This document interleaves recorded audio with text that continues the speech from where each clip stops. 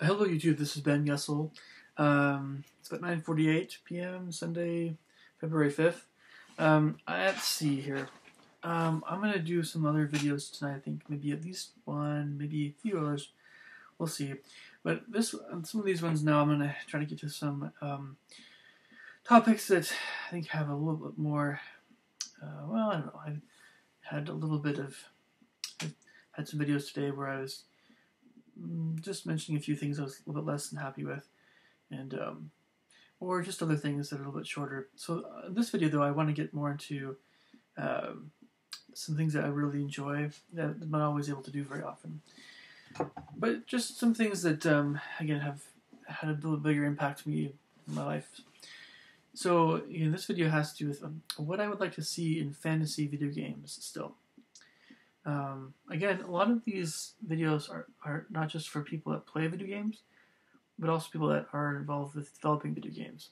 And I'd like those folks, if they have an interest in pursuing some of these ideas, to chat with me about some of these things when that happens. So perhaps the indie programmers more, so that sort of thing. But this is what I'd like to see in fantasy video games still. And I know some of this I've already mentioned before.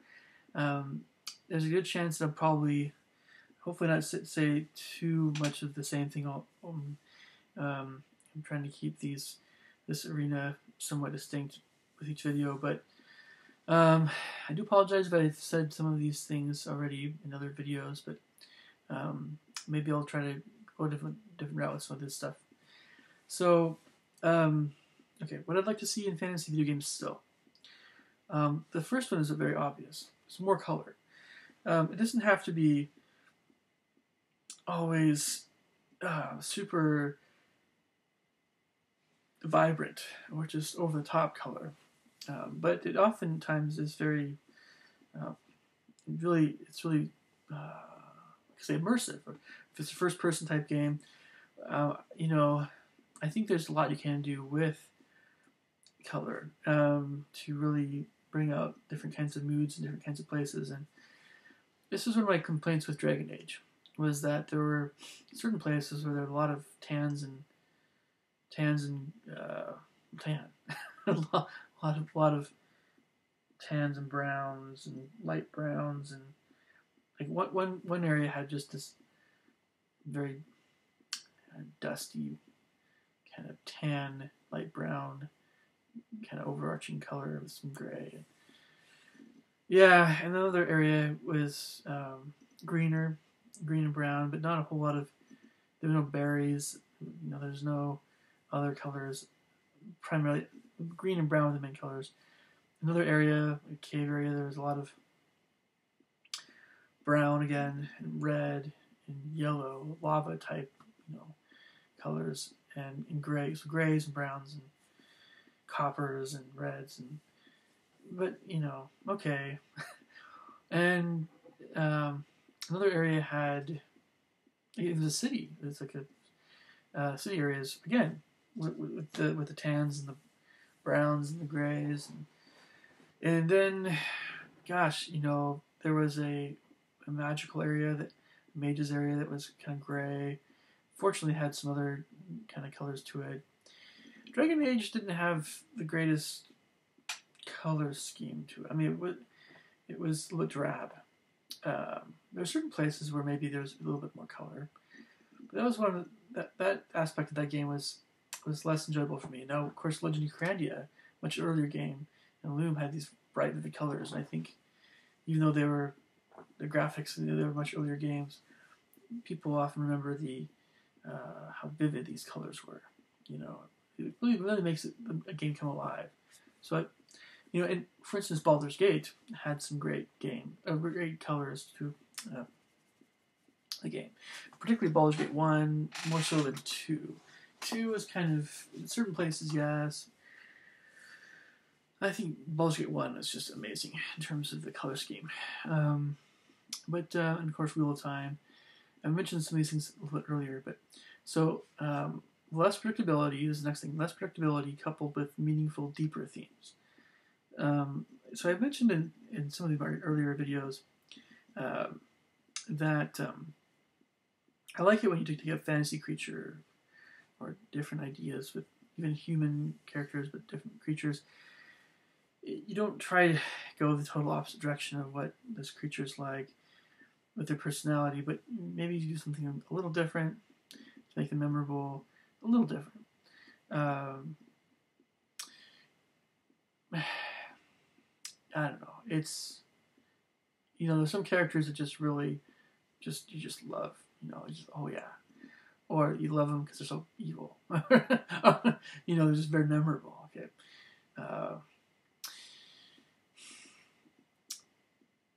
Yeah, like for instance, Gollum in Lord of the Rings. Gollum was a twisted hobbit. He became something a little different because of how corrupted he was in the ring. Everybody knows who Gollum is. He had his own personality. When you start seeing this, fair-looking creature, he's a little bony and he's talking about his precious all the time. That's Gollum, right? He's crawling all over the place. It's filthy. So, video games need really memorable characters.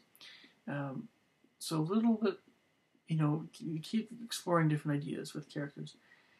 And then when I'm talking about meaningful, deeper themes, this is, it makes you just want to play the game more. If it's a longer adventure, I mean, a meaningful theme is something along the lines of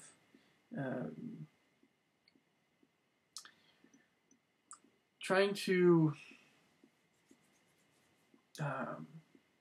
understand some aspect of, say, space and time. If say you're playing a game where you're in a world and eventually you get to some places where it takes you to another kind of magical dimension that's a little bit you're kind of floating around, or it's just a different kind of environment where maybe you have this void, or you kind of again floating, and you're trying to find something to kind of correct some kind of thing that went amiss with the space-time kind of thing some evil wizard did. I mean, that's actually it's pretty meaningful. I mean, because we often wonder what's the nature of are there other universes? Is there, where's God? So that's just one idea of a more. I mentioned all kinds of other meaningful ideas and a lot bigger quest ideas in other videos. And I'm gonna keep making those kinds of videos in the future. But that's something that's a lot more meaningful than, oh geez, oh, let's see, Groknar, right? Groknar the orc or the dwarf. He lost his axe somewhere, and he wants you to go find it. But in order to find it, you have to kill off all these other guys in this gigantic cave. You're lucky if you see the light of day. You might find a lot of quests, and once you find this axe, it's just, yeah, it works, but no, it's just not very meaningful. I mean, anyway, you know what I'm talking about. Okay, so, less emphasis on dark, more emphasis on enjoyment, exploration, and aesthetic beauty. I think a lot of folks are very fond of, and yeah, I've mentioned a lot of things about scary movies before, all kinds of scary stuff, but there's kind of if it's not scary, then it's violent, and there's a lot of things that are passing off as fantasy that are really kind of more like action or dark fantasy. And there needs to be more of the high fantasy. There needs to be more epic fantasy, things that are more inspiring in video games. I personally, I like a dungeon crawl, but it's great to get out of the dungeon and back into the pretty forests again, and actually do a lot of adventuring in a more uplifting environment, that sort of thing. So, really, gardens and things. So I don't think customization of a character is that important. This is one of my main critiques of Elder Scrolls games. You don't need to. it's great to be able to design your character to be have a certain nose shape or a certain I don't know, look like you or look like I don't know whoever you want them to look like. But yeah, it's if it I mean if it's a first person game, yeah, you're not going to see your character unless you kind of zoom the camera out background to see your character. But most of the time, you just want to, I think first person games, you're going to want to play the game in the first person kind of mode a lot of times. So it kind of defeats the purpose of that. So yeah, customization is, we've already kind of gone there, basically with Elder Scrolls games, and we don't really need to do a heck of a lot more than what they've done. They have been one of the pioneers in that regard, but it's at this point it's a little bit overkill in terms. I suppose you can do some other things to kind of really customize characters more, but yeah. So, but good job, Bethesda. You've been great that way. Sure. Just keep in mind what it's actually going to be more enjoyable about a video game. So. Anyway, so cutscenes are great. This is back to Dragon Age. Dragon Age kind of overdid the cutscene thing a little bit, maybe, but it was so enjoyable to see all these interactions. The way that was really fun about Dragon Age, and so I think it's just a question of balance between regular gameplay and a cutscene. That's been one of the key points of a lot of games in the future, I think, that are really good. More choices regarding traveling companions and numbers of traveling companions. I think that you can have a party of up to 8 characters without there being a lot of issues with controlling everything at once. 8 is still manageable, I think. That's a bit much. Depends on the gameplay. Dragon Age had a good approach, but maybe it's their approach to the whole party system. It can get really detailed, but if you had 8 players, just have there be a certain limit to what maybe they can do. You can always have your fighters go fight, keep an eye on their health and everything, but you can focus on your mages and what they're doing spell wise and everything more if you want to keep pressing that pause button and stuff. But I think you can get up to 8, and you're going to sometimes want to get up to 8. Or main character plus 7 other party members. If you get about 8, it depends on the gameplay, interface, and all that stuff. So it's yeah, but it's great to have a bigger party. It's not always fun to again, Elder Scrolls is great, and it's great to not have to have some annoying people tagging along with you. You can do your own thing, but at the same time, there's kind of a lonely feeling that might set in with some gameplay of Elder Scrolls. So because you're on your own and everybody's kind of the same, and nobody really has a very memorable personality, or very few people do. So yeah. Anyway, so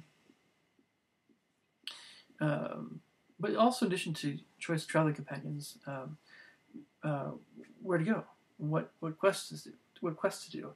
A really great game should have one, if not a handful, of really deeper quests, much deeper, and then also dozens that are really fun and actually you actually want to do them. And, interesting. It's fairly deep, some of them, and then you can throw in some other stuff that's a little bit more just lighter stuff, but just a lot of choices. Always a lot of choices. We love choices in non-linear games. A linear game really only works if every single thing you're doing, if it's really really gripping. If it's really the better, the more enjoyable the game, the more you're going to want to just keep doing it. But a linear game, you're going to probably want to play only once, unless you really like it a lot, and maybe again a little bit later. But all depends. So, Wheel of Time was a good example of a linear game that I really enjoyed. Wheel of Time. So, concepts relating to nature, to the connection between the spiritual realm and one's physical surroundings, light, colors. So, okay, it's true. There are a lot of intriguing things about the connection between, I wouldn't say, well, I don't know. You have the swamps marshy thing, but maybe some of the muddy areas are not so fun. But I guess there's a lot of things you can do with different kinds of forests. And it's interesting how you can have a landscape suggest certain things that are going on with that area, but not spell it out. Without going into the scary forest idea, I'm going to go in a little different direction. If you were to go into an area where there's a bunch of dome-shaped, different colored, you're not sure if they're houses or what, but they're different colored, the blues and greens and purples and other kind of more cooler colors, maybe some pinks, and it might be like a hobbit village, but just all these little domes everywhere, covered with not just grass but flowers and things. So a lot of color, but yet at the same time, there was funny symbols here and there, and there were, there's just something about the environment of that area that's maybe a little bit, luminescent colors and things, but maybe some aspects of that area that just seems kind of, can't really put your finger on it, but something amiss, and even in the daytime. That's what I'm talking about. By suggesting it with the landscape, by having a vivid enough landscape that you suggest things that are going on, it adds an air of mystery, and you want to just figure out what's going on. Why am I getting this feeling? And is there anything to this feeling? Something isn't quite right in this area. Something, is it just aesthetics or is there something else going on? So this is one of the strong points of Elder Scrolls, by the way. I love the ruins. I love the temples. Finding, you just go somewhere and like, what is this? And it's like, okay, is this a religious place, or is this a cursed evil area, or is this we find these little crystals and things, and I don't know, little gems and things, and you're like, oh, cool, okay, and they have these little traps and portcullises, and so that was just one of the strong points of Bethesda. Good job on your ruins, even though after a while they kind of seem to get a little bit repetitive, but yeah, I like that. What you guys did there was very, very good. So it kind of sounds like the Greek architecture with the pillars and everything a little bit. So yeah, the retro kind of Mediterranean thing maybe.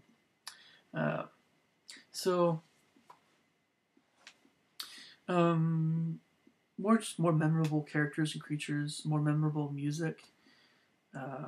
There's been some great music that's come out, but you could just keep making more, just more.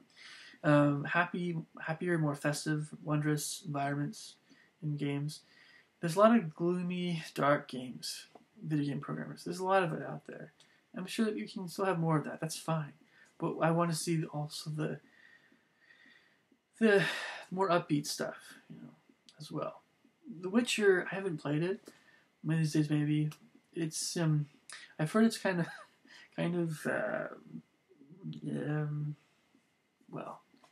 it's a little bit gritty and stuff, and some parts of it that aren't so kosher, but